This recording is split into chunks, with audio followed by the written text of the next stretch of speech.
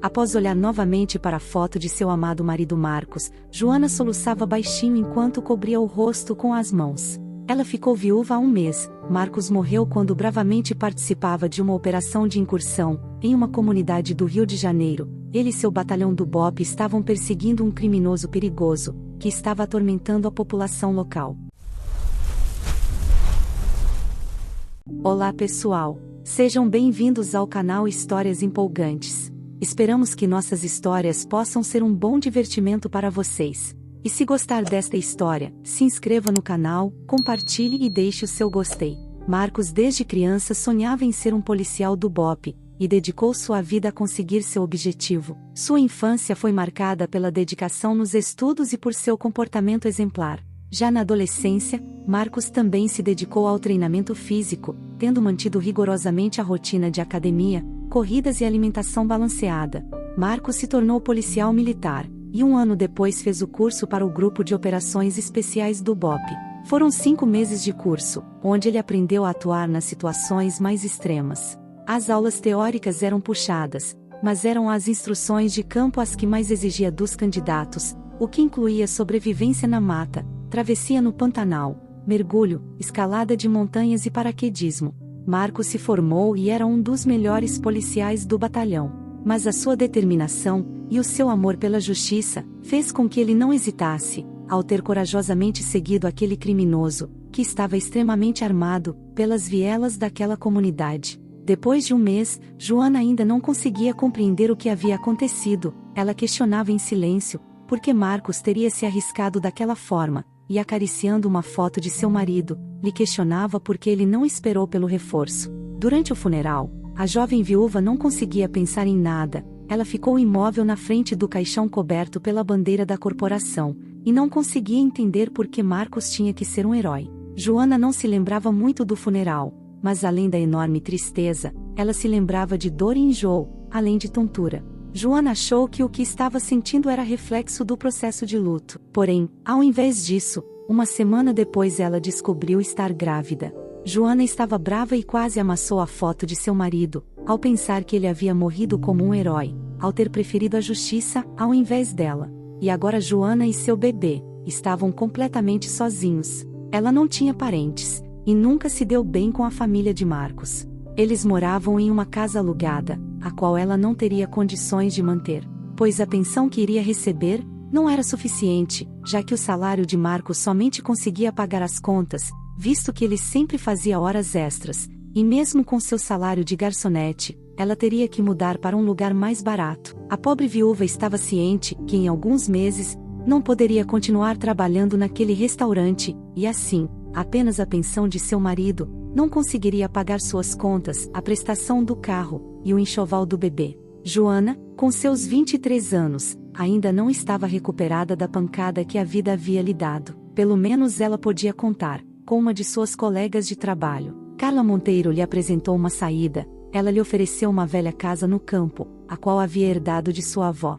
Carla disse que Joana poderia morar lá, sem pagar um centavo de aluguel. Joana estava extremamente grata, e com lágrimas nos olhos, abraçou sua amiga, e sussurrou em seu ouvido, um emotivo muito obrigado. Depois ela viu Carla dar um sorriso de pura ternura, que confirmava que sua oferta era de coração.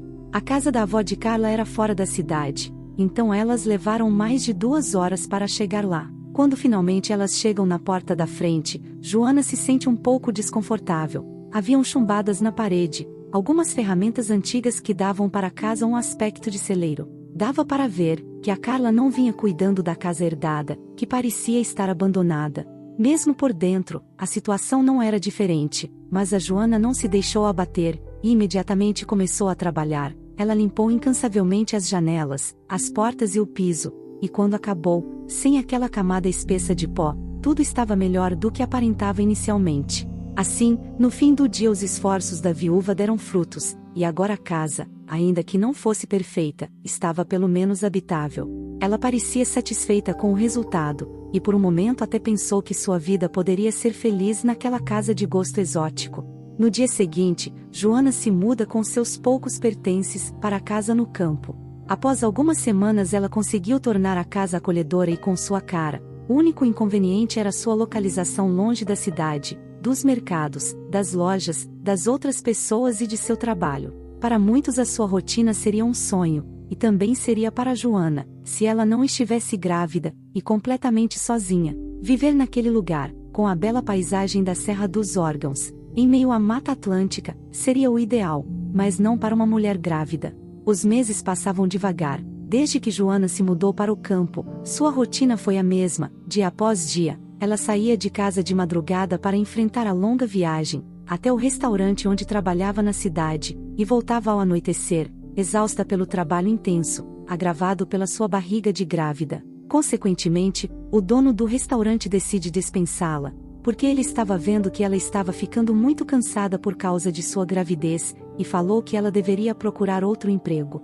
Ele ainda se justificou, dizendo que os clientes não gostavam de serem servidos por garçonetes lentas e desajeitadas. Joana não sabia o que dizer, ela sabia que tinha direitos, mas como aquele emprego era um favor que o dono do restaurante tinha feito para seu marido, ela recebeu apenas o que ele entendeu ser justo, e saiu do restaurante completamente arrasada, e chorou em silêncio. O que Joana recebia naquele restaurante, além de complementar a pensão de seu marido, era a única forma que ela tinha para pagar o enxoval do bebê. Infelizmente, a notícia de sua demissão não era a única má notícia do dia. Na verdade, no momento em que o chefe de Joana estava fazendo o seu acerto no escritório, 3 homens estavam se aproximando sorrateiramente de sua casa. Eles estavam vestindo macacões largos, como os dos trabalhadores de fábricas, e observavam as redondezas, e vendo a casa isolada em que Joana morava, entram no quintal, e espreitando as vidraças, decidem que a casa parecia estar desabitada. Então um dos elementos falou que eles deviam parar naquele lugar, e que poderiam se esconder e descansar naquela casa vazia, e ao escurecer iriam embora. O segundo invasor, que era jovem e de olhos claros, estava preocupado. Ele levantou a hipótese de a casa não estar desabitada. Mas o terceiro homem o provocou dizendo para ele deixar de ser paranoico, e parar de ver policiais em cada esquina. Os 3 homens, Fred, João e Francisco, quebraram o vidro da porta dos fundos e conseguiram entrar na casa. Eles eram fugitivos de uma prisão federal. Os bandidos aproveitaram uma grande rebelião na prisão, e conseguiram fugir pela enfermaria, após Fred ter pego a arma do agente de segurança. Logo depois, ainda em fuga, aproveitando a grande mobilização policial destacada para conter a rebelião, Fred e João assaltaram um pequeno banco, enquanto Francisco ficou de vigia, e estavam fugindo antes de se esconderem na casa de Joana. Fred e João eram criminosos de carreira, com longas fichas criminais, mas Francisco estava preso por falsas acusações de tráfico de drogas, e quando ele decidiu fugir com os outros 2, ele não tinha ideia de que eles iriam roubar um banco. Porém, agora ele se encontra escondido na floresta, tendo se igualado com os outros 2 criminosos. Eles o convenceram, afirmando que aquele dinheiro que tinham roubado seria o suficiente para recomeçar e construir uma vida confortável, e naquele momento os pensamentos do jovem foram corrompidos. Uma vez dentro da casa, os 3 fugitivos ficaram confusos. A residência não parecia desabitada, mas certamente haviam poucos móveis nos cômodos, mas para Fred e João, o fato de existir alguém morando ali somente significava que poderia haver alguma coisa para roubar. Assim, com sorrisos satisfeitos, os 2 abrem a geladeira, mas ficam imediatamente desapontados. Havia apenas uma caixa de leite quase vazia. Indignados, eles continuam a vasculhar todos os armários de Joana, e ao verem suas roupas, percebem que a moradora era uma mulher. João também afirma que encontrou a foto de um policial em uma moldura preta. Francisco imediatamente arregala os olhos com medo, mas Fred diz para ele ficar quieto, pois a moldura preta significava que o policial estava morto, e que deveria ter sido seu irmão, ou seu marido. De repente Francisco observou melhor aquela foto, e reconheceu aquele policial. Marcos foi o único que havia acreditado na sua versão dos fatos, quando ele foi preso com alguns amigos, que portavam entorpecentes. Francisco não sabia que seus amigos eram traficantes, e Marcos compreendeu que ele estava dizendo a verdade, pois não havia nenhuma evidência de seu envolvimento. Mas seus amigos, tentando uma redução de pena, afirmaram que Francisco seria o líder, e assim todos foram condenados, e enviados para presídios diferentes. Francisco já havia sentido uma estranha pena daquela mulher desconhecida, mas agora que tinha descoberto que ela era esposa daquele policial, ao ver uma dedicatória no verso da foto, decidiu ajudar, pois viu a sua condição precária. Então, Aproveitando a ausência de seus cúmplices, o jovem retirou 2 maços de notas de seus bolsos, e os escondeu na gaveta onde estava o quadro. Quando Francisco estava fechando cuidadosamente aquela gaveta, ele viu uma foto de Joana, entre as roupas, e sussurrando pede desculpas para a imagem. Seguindo o plano, os 3 fugitivos ensacaram o dinheiro do roubo, e saíram da casa de Joana, assim que o sol se pôs. Poucos minutos depois eles esconderam o dinheiro na floresta, e pretendiam voltar para buscá-lo quando a poeira estivesse baixado. Fred e João tinham certeza no sucesso daquele plano, mas Francisco não estava convencido, e assim eles acabaram sendo presos. Em apenas 4 dias após a fuga, estavam tentando atravessar a fronteira com o Paraguai. Agora todos estavam novamente atrás das grades, e com novos crimes adicionados em suas fichas criminais. Quando Joana chegou, ela viu o vidro da porta quebrado, e a porta aberta, e após alguns minutos de hesitação, entrou na casa para usar seu telefone fixo, para chamar a polícia, pois seu smartphone estava sem bateria. Mas quando ela pegou o telefone, percebeu que a foto de seu marido estava fora do lugar, e abriu a gaveta encontrando o dinheiro que Francisco havia escondido para ela. A jovem estava confusa, e também preocupada, era realmente muito dinheiro, e ela nunca teve uma quantia tão grande assim, e com certeza ela nunca se viu em uma situação como aquela.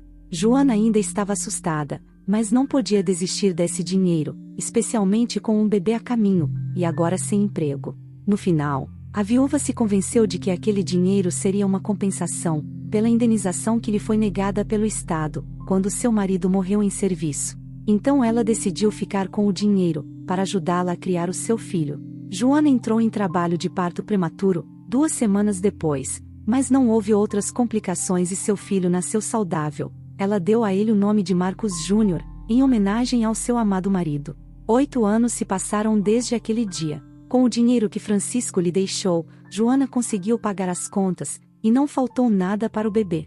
Ela também conseguiu que sua amiga Carla lhe vendesse a casa de forma financiada, e usou o restante do dinheiro para montar seu negócio. Joana construiu várias estufas no quintal da casa, onde passou a cultivar e vender flores ornamentais, e devido ao clima da serra, as flores cresciam rapidamente e seu negócio prosperou desde o início. Joana estava feliz com seu filho Marcos. Em sua propriedade rodeada pela natureza, ela havia decidido se afastar dos homens, e dedicou-se inteiramente na criação de seu filho, e no cultivo de sua plantação de flores. Em uma tarde ensolarada, enquanto Marcos estava na escola, alguém bate na porta de Joana. A mulher vai atender e se depara com um homem ainda jovem, mas com marcas de uma vida difícil.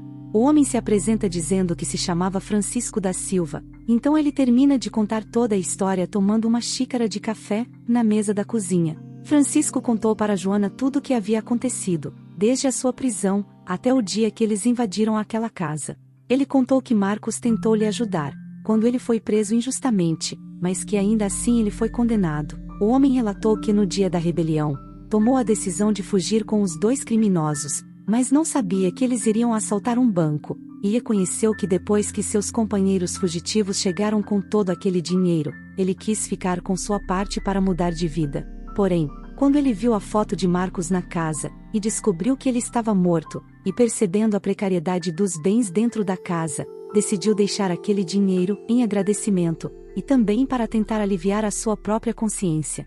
Ele contou que eles haviam escondido o restante do dinheiro na floresta, mas quando foram capturados pouco tempo depois, tiveram que contar onde estava o dinheiro. Francisco disse que apesar de Fred e João não serem seus amigos, e de serem criminosos perigosos, eles disseram em seus depoimentos, que ele não teve participação, e que eles o ameaçaram, para que lhes ajudassem na fuga e no transporte do dinheiro do assalto. Assim, sua pena foi aumentada em apenas 6 meses, e ele cumpriu o restante, tendo saído da cadeia há 3 dias.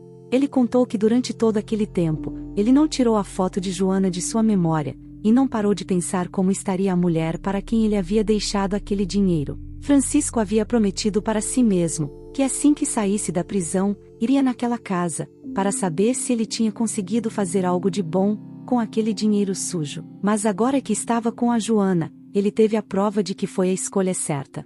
Joana estava perplexa, mas não podia deixar de notar o arrependimento sincero nos olhos bondosos de Francisco, mesmo sem conhecê-lo. Então Joana disse que Francisco era uma boa pessoa, e que ele havia tentado tirar algo de bom de uma situação difícil, e afirmou que o dinheiro salvou a sua vida e a vida de seu filho. Francisco sorriu, e vendo a mulher da foto pessoalmente depois de 8 anos, percebeu que ela era ainda mais bonita do que anos mais jovem. A mulher falou que ele lhe ajudou mesmo sem a conhecê-la, e agora que ele havia pagado pelos erros, ela afirmou que iria lhe ajudar, e também sorriu. Joana estava precisando de ajuda em seu negócio, então disse para Francisco que ele poderia morar no barracão dos fundos e trabalhar com ela em sua plantação. O homem aceitou feliz, e logo ele ficou muito próximo do garoto Marcos, e algum tempo depois também se acendeu uma faísca entre Francisco e Joana. Ela não tinha dúvidas de que Francisco era o seu príncipe encantado. Ele cometeu erros há 8 anos atrás, mas já havia pagado por eles, e agora merecia uma segunda chance. Além disso, se Francisco não tivesse lhe deixado aquele dinheiro, quem sabe onde ela e seu filho estariam hoje. Atualmente Joana, Francisco e Marcos vivem felizes em meio a plantações de lindas flores. Se você gostou dessa história, pedimos que compartilhe com seus familiares e amigos. Não deixe de se inscrever em nosso canal, deixe o seu gostei e faça um comentário. Obrigado e até a próxima!